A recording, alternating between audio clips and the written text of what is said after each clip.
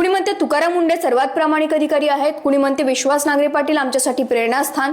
सहसा नेत्यांमध्ये होणाऱ्या या कुस्तीच्या सामन्यामध्ये महाराष्ट्रामध्ये अधिकाऱ्यांमध्ये तुलना होत आहे, पण खरंच महाराष्ट्रातील कोणते अधिकारी सर्वात बेस्ट आहेत? तुकाराम मुंडेंना नियमांसमोर कुणीच दिसत नाही, मग तो गरीब असो की श्रीमंत, नियम म्हणजे नियम आहे आणि मोडल्यास कारवाई होणार।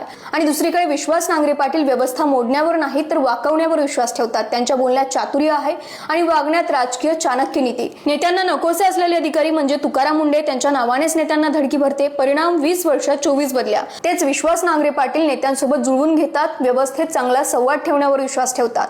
जसे कौतुक होते तशीच टीकाही होते। तुकाराम मुंडे अति कडक अधिकारी आहेत, डिपार्टमेंटमध्ये दहशत निर्माण करतात, वन मॅन आर्मी सारखे वागतात, त्यांच्या खालचे अधिकारी त्यांना भितात अशी त्यांच्यावर टीका होते। तसेच विश्वास नांगरे पाटील संविधानाची शपथ घेऊन विशिष्ट विचारधारेचे उघडपणे समर्थन करतात, स्वतःची PR मॅनेज करतात अशी त्यांच्यावरही टीका होते। प्रश्न या दोघांपैकी कोण बेस्ट अधिकारी आहे असा नाही, महाराष्ट्र या दोघांचेही योगदान चांगल्या पद्धतीने ओळखतो। एका अधिकाऱ्याला प्रामाणिक ठरवण्यासाठी दुसऱ्या अधिकाऱ्याला भ्रष्ट म्हणणे योग्य नाही, एका अधिकाऱ्याचे कौतुक करण्यासाठी दुसऱ्या अधिकाऱ्याशी तुलना करणे गरजेचे नाही। जसे महाराष्ट्राला कठोर अधिकारी हवेत तसेच महाराष्ट्रात संवाद कुशल आणि संवेदनशील अधिकारी सुद्धा हवेत। तुम्हाला काय वाटतं?